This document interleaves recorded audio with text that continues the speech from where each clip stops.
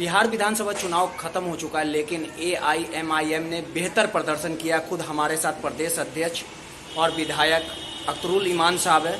Party जो बेहतर काम कर रही है, लगातार हैदराबाद में भी नगर निकाय का चुनाव हुआ है। जिस प्रकार से बीजेपी कह रही है कि इस बार बीजेपी में पत्ता भी नहीं खुल पाएगा, आखिर क्या सोचते हैं, किस प्रकार से लगातार पश्चिम बंगाल में भी चुनाव होना, उसको लेके क्या कुछ तैयारी है सर?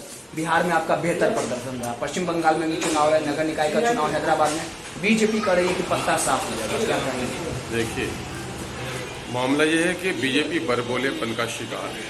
अब पत्ता साफ हो जाएगा ये तो 4 तारीख को ही बता देगा, लेकिन मामला ये है कि उनको अपने वजूद का एहसास हो गया है कि नगर निकाय के इलेक्शन में, कॉरपोरेशन के इलेक्शन में तमाम टॉप लीडरशिप बीजेपी की, हत्या के गृह मंत्री से लेकर पार्टी के राष्ट्रीय अध्यक्ष और बहाना बनाकर मोदी जी तक जाकर के कंपेन किया वहाँ पर, उसके बावजूद भी दर्जन भर ये जीत नहीं पाएंगे। अब तक की जो रिपोर्ट है, मुंह की खानी पड़ेगी इनको। दल बल छल सबका प्रयोग किया है ना। उसके बावजूद भी मैं बधाई देता हूँ हैदराबाद की हिंदू, मुस्लिम, सिख, ईसाई जो वहाँ की जनता को, कि वो लोग ये समझ चुके हैं कि ये जहाँ जहाँ गए हैं इन्होंने दंगा भड़काया है, उन्माद फैलाया है, समाज को टकराने का काम किया है। और हैदराबाद के लोग प्यार से, प्रेम से, भाईचारगी से रहना चाहते हैं, इसलिए नफरत के किसी भी सौदागर को वहाँ कदम रखने की इजाज़त नहीं देंगे।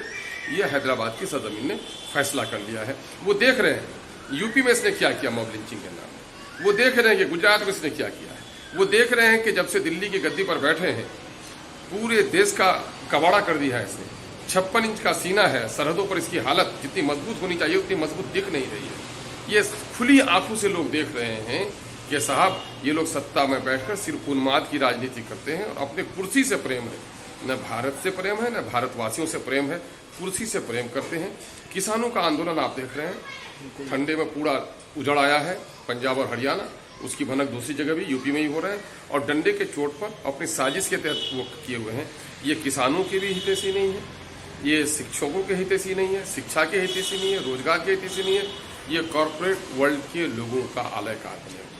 ये ऋण माफी करते हैं, जो किसान कर्ज के बोझ तले दबा हुआ उसका ऋण माफी नहीं करते हैं।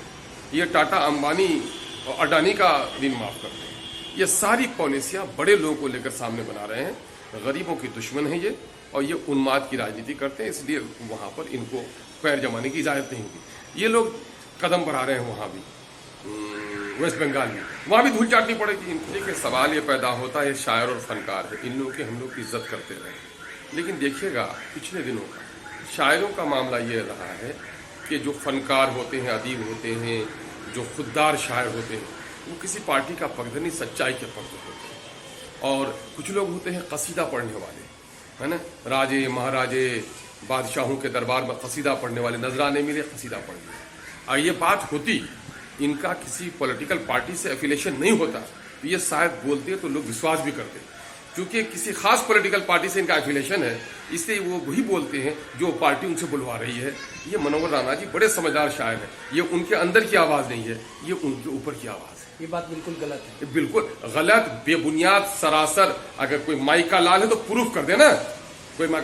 आज तो अगर सबसे बड़ी बात तो ये है कि बीजेपी और फासिज्म के नजरियात, उनके विचारधारा के खिलाफ अगर कोई पूरे तौर पर बोलता है, आखिर क्यों बीजेपी जाके पड़ गई है असदुल ओवैसी साहब के पीछे, क्यों जाकर के पूरी अपनी केंद्रीय पूरी शक्ति को लगा दिया है जाकर के हैदराबाद में, है ना। आज कौन हो रहा है, चाहे एनआरसी का मामला हो, चाहे 3 तलाक के बिल का मामला हो, चाहे मॉब लिंचिंग के मामले हो, चाहे विमला की हत्या का मामला हो, सारे मामलात में अगर सरकार को कोई बेनकाब करता है तो उसका नाम बैरिस्टर असदुद्दीन है, उसका नाम एमआईएम है। एमआईएम दलितों की, शोषितों की, पिछड़ितों की, वंचितों की और देश के संविधान को सामने रखकर पवित्र राजनीति करने वाली नंबर 1 पार्टी का नाम है।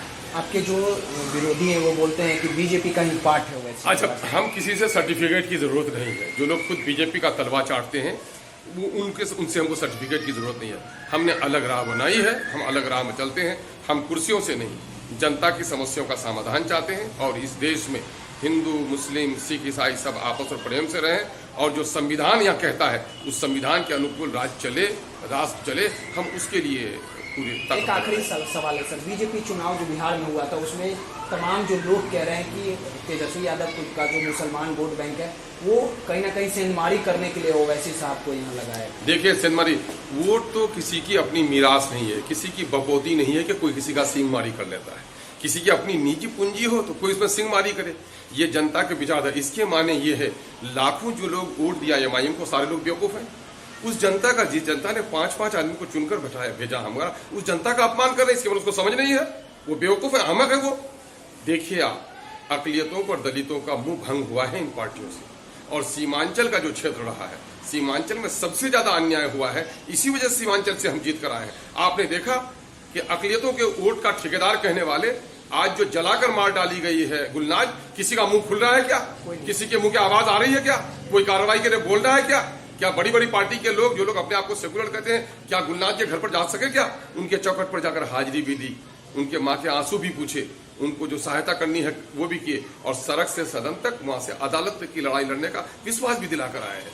तो हम जनता की पीड़ा की लड़ाई लड़ रहे हैं, और जो लोग वोट के सौदागर हैं वो हम पर इल्जाम लगा रहे हैं, हम उसकी परवाह नहीं फंडिंग की करते। अगर बात प्रूफ कर देंगे। अरे मैंने कहा कि कोई है एक बाप का पुत्र, साबित कर दे। बिल्कुल, ये थे अख्तरुल ईमान साहब, जिन्होंने सीधे तौर पे कहा कि जिस प्रकार से ओवैसी की जो पार्टी है AIMIM को लेके जो लगातार फंडिंग को लेके जो सवाल उठाया जा रहा है, इन्होंने सीधे तौर पे कहा कि अगर सबूत है तो उसे प्रस्तुत किया जाए। रोहित यादव, न्यूज़ नशा, पटना। और आप हमसे जुड़े रहने के लिए सब्सक्राइब करें YouTube पर, फॉलो करें Twitter पर और लाइक करें Facebook पर। और ज्यादा जानकारी के लिए न्यूज़ नशा की वेबसाइट पर जाएं। आपको टाइप करना होगा सिर्फ न्यूज़ नशा।